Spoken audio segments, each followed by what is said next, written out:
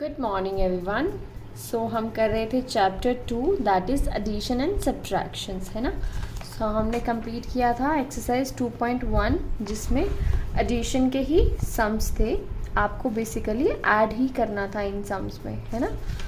आज हम करेंगे हमारी एक्सरसाइज 2.2 जिसमें है प्रॉब्लम सम्स। अब प्रॉब्लम सम्स क्या होते हैं, आपको एक स्टेटमेंट दी जाती है और उसमें कुछ नंबर्स भी दिए जाते हैं, तो वो स्टेटमेंट पढ़ के आपको पता करना होता है कि उन नंबर्स के साथ आपको क्या करना है, उनका एडिशन करना है, सब्ट्रैक्शन करना है, या क्या उस क्वेश्चन में पूछा गया है।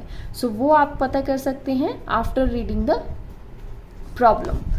चलिए let's start reading the problem. And एक और इम्पॉर्टेंट चीज़ थी जो वीडियो स्टार्ट से मैं आपको बताना चाहती हूँ कि आपने होमवर्क कोई भी नहीं भेज रहा है, ऐसा नहीं कीजिए, बिकॉज़ अगर आप लोग होमवर्क नहीं भेजेंगे तो फिर बड़ा मुश्किल हो जाएगा। आपका फर्स्ट जो टर्म है 15 जुलाई से जो आपके एग्ज़ाम होने वाले हैं उसमें फिर मैं अलाउ नहीं करूँगी आपको एग्ज़ाम देने का। और इस बार लास्ट ईयर भी ऐसे बताया गया था, लेकिन इस बार seriously I will not allow you. आपने होमवर्क चाहे कुछ भी ही हो भेजना ही भेजना है, ठीक है। और आपकी लाइव क्लासेस हो रही है, इस वीक आपकी लाइव क्लास भी होगी। फिर लाइव क्लास में फिर आप रीज़न के साथ रेडी रहिए कि आप होमवर्क क्यों नहीं भेज रहे हैं, ठीक है। इस बार ऐसा बिल्कुल नहीं चलेगा कि आप होमवर्क ना भेजें और बस एग्ज़ाम देते रहें, ठीक है। होमवर्क आपने देना है। अगर कोई प्रॉब्लम है, कोई क्वेश्चंस आपको समझ नहीं आ रहे हैं, you can ask me any time, पर कोई नहीं पूछता है। बट इस बार लाइव क्लासेस होंगी, उसमें मैं आपसे फिर पूछती हूँ कि आपको क्यों होमवर्क भेजने में प्रॉब्लम आ रही है, ठीक है। सो होमवर्क इस वीक में कोई ऐसा बच्चा ना हो जो होमवर्क ना भेज रहा हो, सबने भेजना है। चलिए स्टार्ट करते हैं हमारी exercise 2.2। Let's read our question number 1। The number of persons who visited Kanyakumari in the year 2015 and 2016 was 2537615 and 4088294 respectively.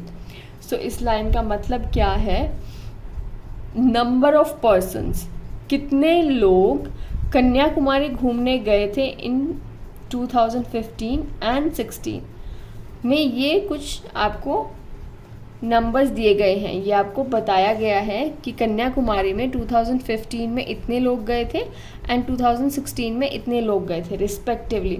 Respectively का यहाँ पे मीनिंग क्या है कि 2015 पहले लिखा है, तो ये जो नंबर है ये 2015 का है।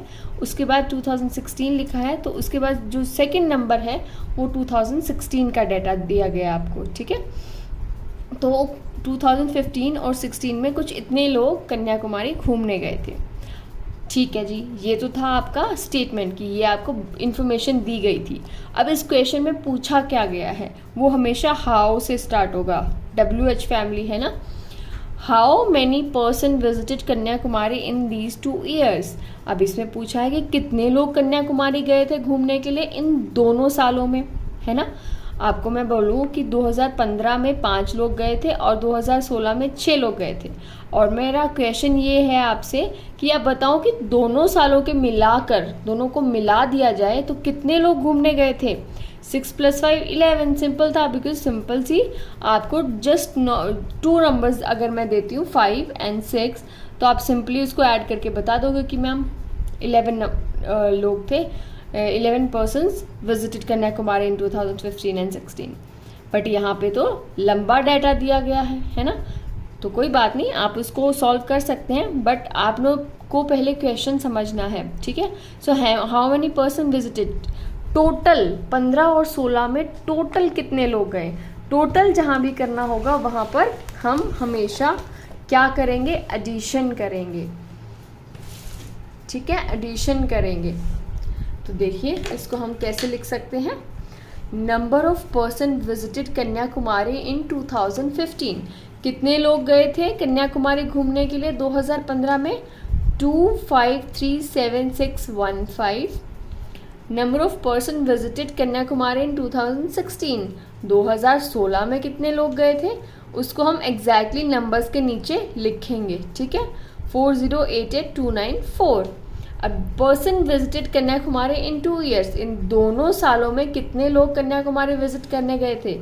बस सिंपल है, हम इनका क्या करेंगे, एडिशन करेंगे। कैसे करेंगे?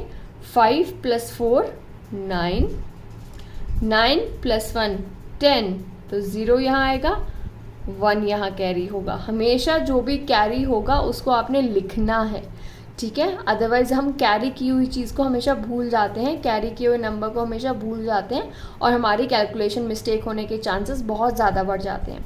सो 6 + 1 7 + 2 8 9, 8 + 7 15, कैरी 1, 8 + 3 9 10 11 + 1 2 12, कैरी 1, 5 + 1 6 + 0 6 होगा, 4 + 2 6। सो ये हमारा टोटल नंबर आ गया। इतने लोग इन दोनों ईयर्स में घूमने के लिए कन्याकुमारी गए थे, ठीक है।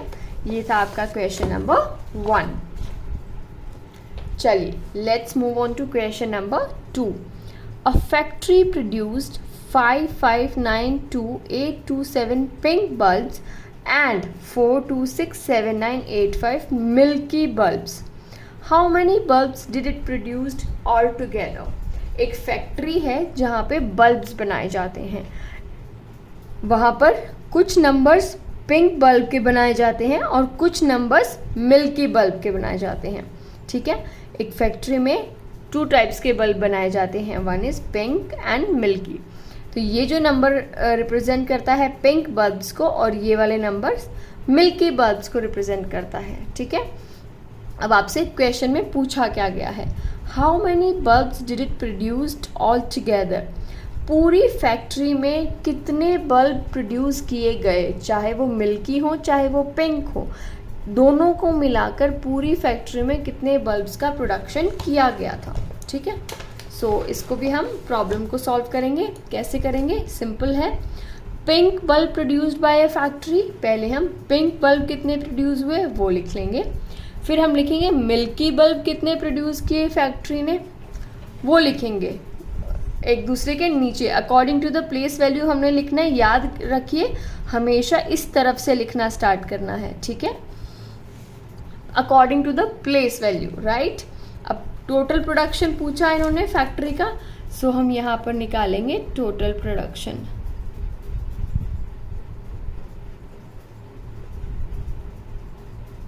टोटल प्रोडक्शन कितना हुआ फैक्ट्री में, ठीक है। 7 + 5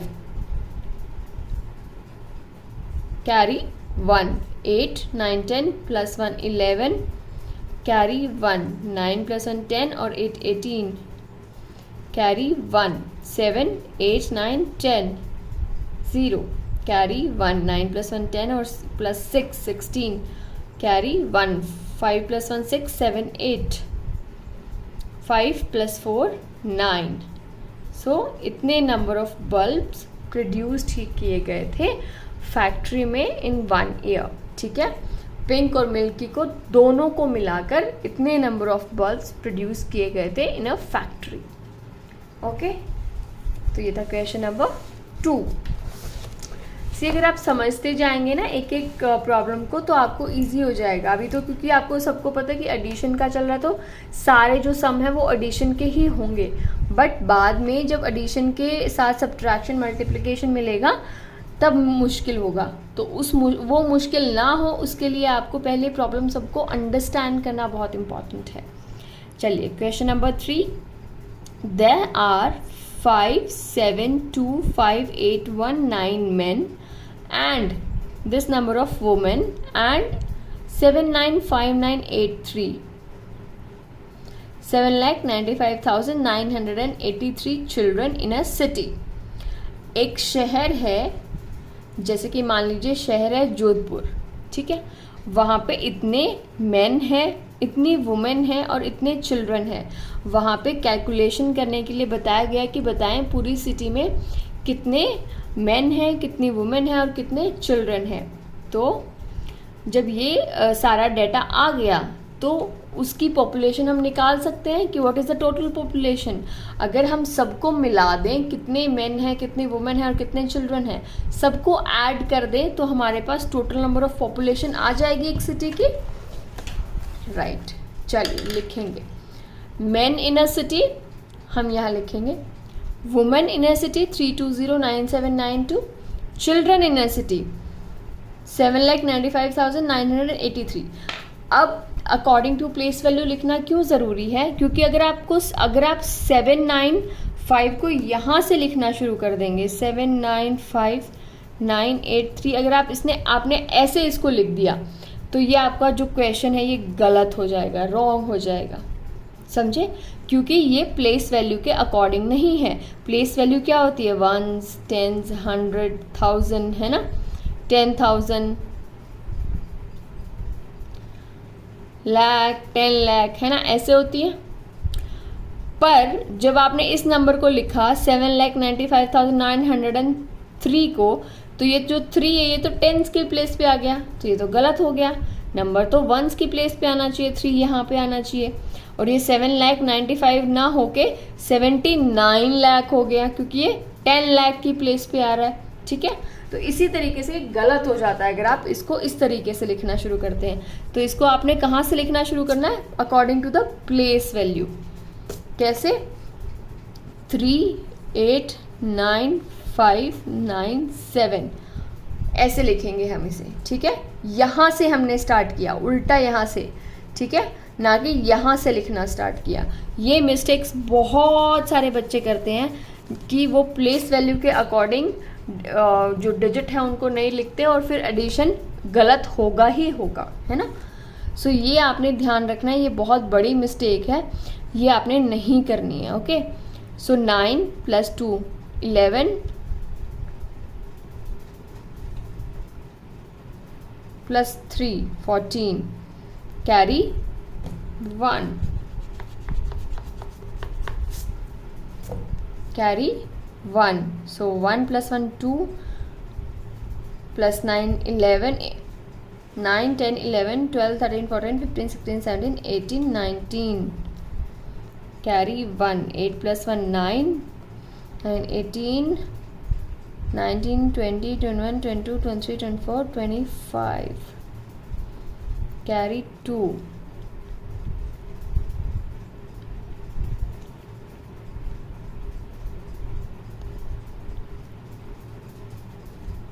carry 2 2 4 + 7 11 हमने कोई मिस्टेक की बीच में कहीं पे? सो आप एक बार चेक कर लीजिएगा इसका एडिशन। बेसिकली आपको इनको सबको ऐड करना है, ठीक है, इसका एडिशन करना है सारे उसमें।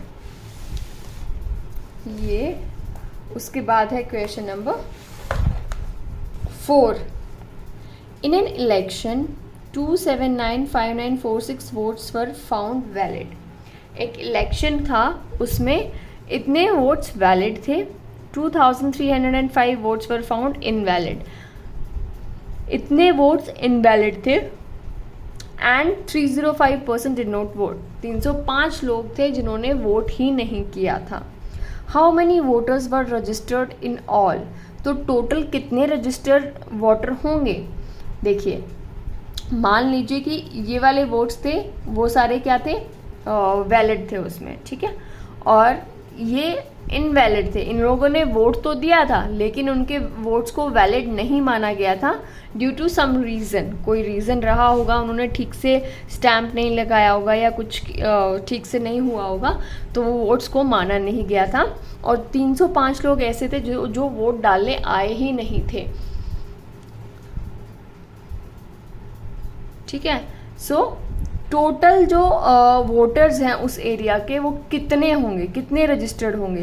तो जब सबको आप ऐड कर देंगे तो आपको टोटल नंबर ऑफ कितने वोटर्स थे उस एरिया में रजिस्टर्ड वो आ जाएगा आपके लिए, ठीक है। तो ये आपने खुद से एक बार ट्राई करना है, ठीक है। इसका सोल्यूशन मैं जब आप होमवर्क मुझे भेज देंगे उसके चेकिंग के बाद दूंगी। Question number 5। In 2017, hand pumps were dug in a drought area. 2017 में एक जगह थी जहाँ पे सूखा था, वहाँ पे हैंडपम्प्स डाले गए थे. The government dug 3,25,712, 1,80,025 and 97,509 hand pumps respectively in 3 different states. How many total hand pumps were dug in these states? तो गवर्नमेंट ने क्या किया कि हैंड पम्प्स लगाने शुरू किए. ठीक है, कुछ एक स्टेट में लगाए, इतने दूसरी स्टेट में लगाए, और इतने हैंड पम्प्स कहाँ लगाए, तीसरी स्टेट में लगाए. तो total number of hand pumps जो गवर्नमेंट ने लगाए आपको वो फाइंड आउट करना है. ठीक है, total number of hand pumps you have to find out कि कितने total number of hand pumps थे जो गवर्नमेंट ने लगाए थे. ठीक है, सो ये भी आप खुद से एक बार ट्राई करेंगे, उसके बाद मैं आपका सोल्यूशन दूंगी. क्वेश्चन नंबर 16 है, an examination board conducted 4 examination. एक एग्जामिनेशन बोर्ड था, जैसे एग्जामिनेशन बोर्ड क्या होता है, जैसे CBSE होता है ना. सो वो क्या करते हैं, आपके एग्ज़ाम्स लेते हैं और फिर आपको रिजल्ट देते हैं. उसी तरीके से एक एग्जामिनेशन बोर्ड था, उसने 4 एग्ज़ाम्स कंडक्ट किए थे. The fees receive from these examinations were, उन जो एग्ज़ाम्स कंडक्ट किए गए थे उन एग्ज़ाम्स से कुछ फ़ीस ली गई थी. 4 एग्ज़ाम थे, तो फर्स्ट एग्ज़ाम से 7,85,812 रुपीज़ इकट्ठे हुए. सेकेंड एग्जामिनेशन से 99,871, थर्ड से 82,090 रुपीज़ इकट्ठे हुए. जो फोर्थ एग्जामिनेशन है उसमें से 15,90,803 रुपीज़ को इकट्ठा किया गया था. तो अभी ये बताना है आपको कि find the total fees receive, total कितने पैसे रिसीव किए थे उस बोर्ड ने. ठीक है, चलिए जी देखते हैं. Fees collected from first examination 7,85,812. ठीक है, उसके बाद सेकंड से 99,871 थी, थर्ड से 82,090 थी, फिर थी 15,90,803. तो टोटल फीस अब कैसे निकालेंगे, इसका एडिशन करके निकालेंगे, है ना. सबको जब जितना भी पैसा आपने first second third fourth exam से कलेक्ट किया वो सारा अगर आप ऐड कर देंगे तो आपके पास आ जाएगा टोटल जो फीस रिसीव्ड हुई थी बोर्ड में वो. 2 + 1 3 + 0 3 + 3 6, कैरी कुछ नहीं होगा. अब हम इनको ऐड करेंगे. ठीक है, ऐसे वाले क्वेश्चंस में सबसे इंपॉर्टेंट होता है according to the place value को आपने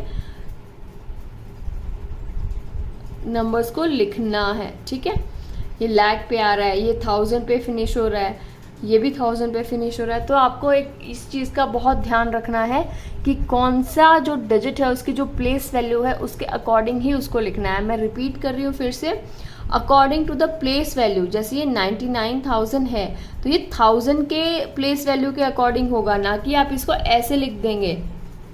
ऐसे नहीं लिखना है, ये गलत हो जाएगा, इससे एडिशन आपका पूरा का पूरा गलत हो जाएगा. ठीक है, ये तो फिर 99 लाख समथिंग बन गया, जबकि आपकी स्टेटमेंट आपको 99,000 की दी गई है. ठीक है, तो इसको आगे से नहीं लिखना है, हमेशा यहाँ से शुरू करना है. 09028. ठीक है, इस तरीके से लिखना है. अगर कुछ आगे होता 3 तो वो आप आगे लिखते चले जाते. ठीक है, बट आपको हमेशा according to the place value start करना है लिखना. ठीक है, ये बहुत बड़ी मिस्टेक है, ये आपने ध्यान रखनी है हमेशा. ठीक है, चलिए तो ये था आपका question number 6, last question of this exercise. So in your homework you have to complete exercise 2.2. जो एक्सरसाइज है वो आपको कंप्लीट करनी है, question number 1 to question number 6. Thank you.